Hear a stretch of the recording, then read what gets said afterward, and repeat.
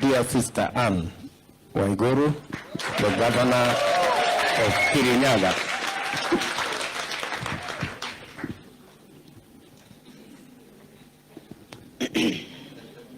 Your Excellency, the Deputy President of the Republic of Kenya and the 5th President of the Republic of Kenya. I said, sorry, Your Excellency, the Deputy President of the Republic of Kenya and the 5th President of the Republic of Kenya. You know, all protocols observed. Ladies and gentlemen, good evening. You know, I'm a bit distracted because I have some neighbors there who I was sitting next to, and I won't mention. But when the Deputy President was speaking, and then when my colleague was speaking, I won't say who said what, but they reminded me that nilikuwa kwa hiyo timu ya reggae.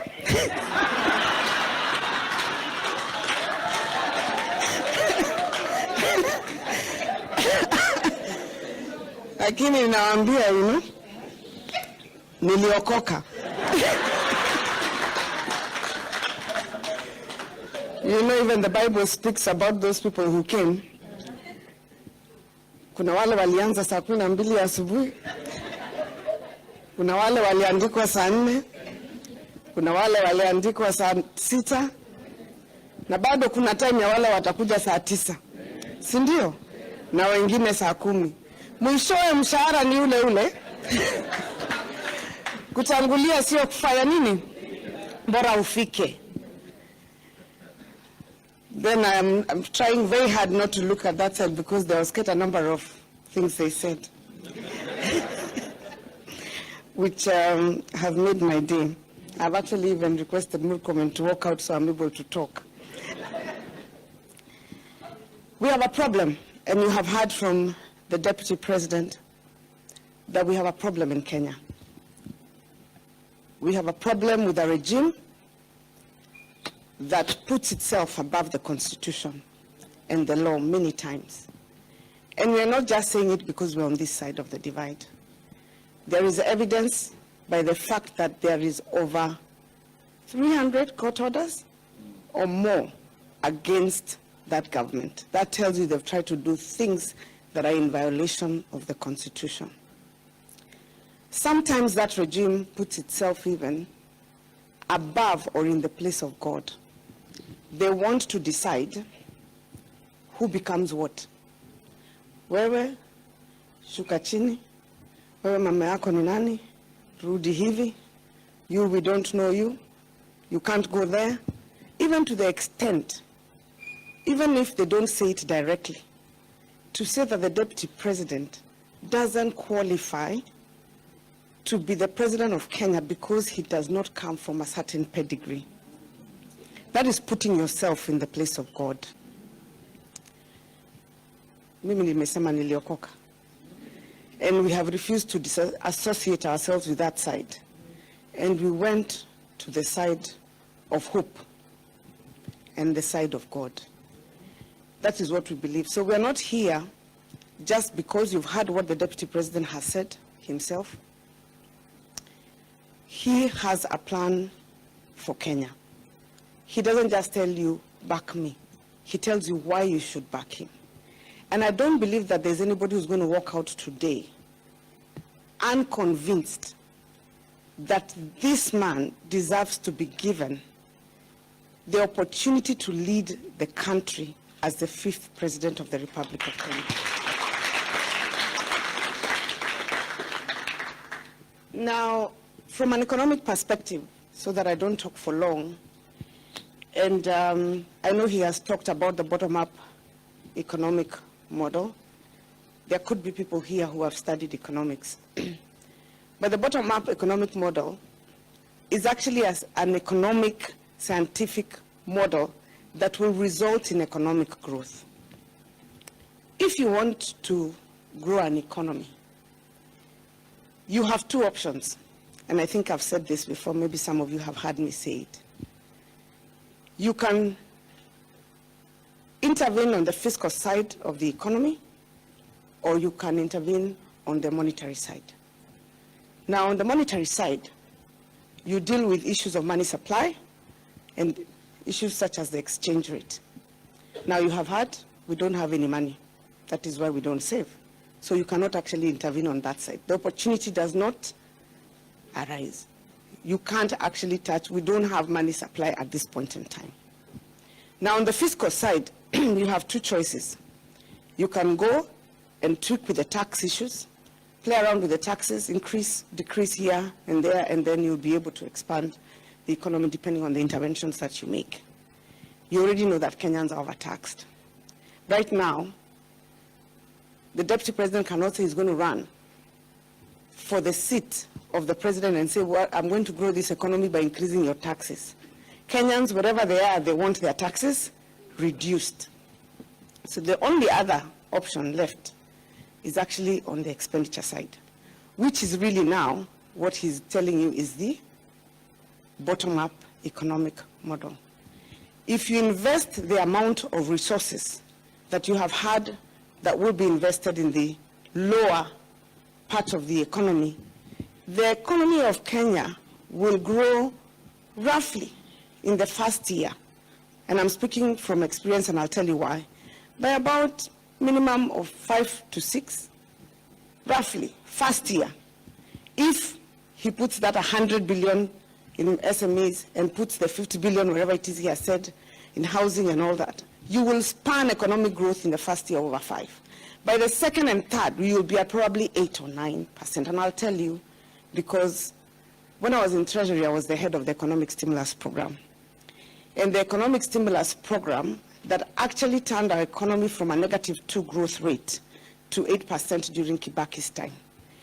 And that time we only invested 25 billion shillings only into the economy. We pushed it at the bottom, and that's the impact that we got. Everybody talks about President Kibaki turning around the economy. So we are here because we believe it. We have seen the program he has given us. He has talked to us. You have heard he understands it himself. It's not just theory. And we believe that this will bring hope to very many Kenyans. 80% of Kenyans are way below the poverty line. On the issue of the programs of the bottom-up, in Kirinyaga, you have heard about the things that we're doing because things are being imported. In Kirinyaga, we have a program called Wezesha Kirinyaga. And I'll just say one thing about Wezesha Kirinyaga. It's a bottom-up economic model. Why is it a bottom-up economic model? We look for farmers to empower them because they do not have that credit. They cannot borrow. And if they borrow, they can't pay. We provide them with resources to be able to put up a program for poultry. And so we get a group of 10, and we give them 1,250 chicks, and we provide them with feeds for 6 months, and we build the chicken house for them so that they can produce eggs. And in Kirinyaga, we're now producing about 1 million. We're now heading to 2 million eggs on that program a year, a month. Why did we do that? We did it because one day I was reading the newspapers and somebody said that we're importing 10 million eggs from Uganda every month. Why would Kenyans be importing eggs? This is the same concept of the bottom-up. So if you don't think it can work, it can actually work. All those people in that program have increased their income by about 1,000 shillings each per day. 1,000 shillings each per day for a farmer translates to about an extra 30,000 shillings a month on just one program. And these are people who did not have that income at all. So imagine you have a poultry line, then you have a dairy, and we are also doing the AI where we have, the dairy intervention where we're increasing the production of milk in Kirinyaga from 5 liters to 15 liters by again ensuring that we're giving proper feeds, but also improving the breed that we're giving out to our farmers. So it can be done. It's not theory, and it is really, really for the country of Kenya, something that will bring us a lot of hope. This is the only thing I would say. I've been on this side mostly because of loyalty, but then your conscience also can pull you to the other side because of reason and because of hope. This country of Kenya, where we are at, the way it is at is unsustainable. You cannot sustain the country of Kenya the way it is today. Having the 4 richest people controlling over 80% of the resources in that country, it cannot work. It's not sustainable. And even if you manage to threaten, push people, arrest, it will reach a point that it will break. So we must find a solution for our country. And the solution for our country at this point in time, I'm not only persuaded, I am convinced and I'm convicted that that solution lies with William Samoei Ruto.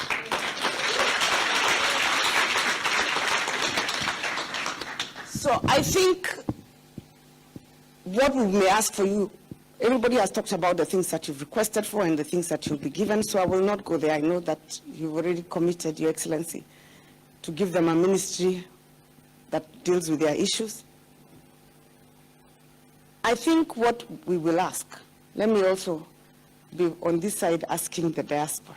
Niwaombe, ama niwaulize. This party, we will not win by just sitting and talking to ourselves in echo chambers.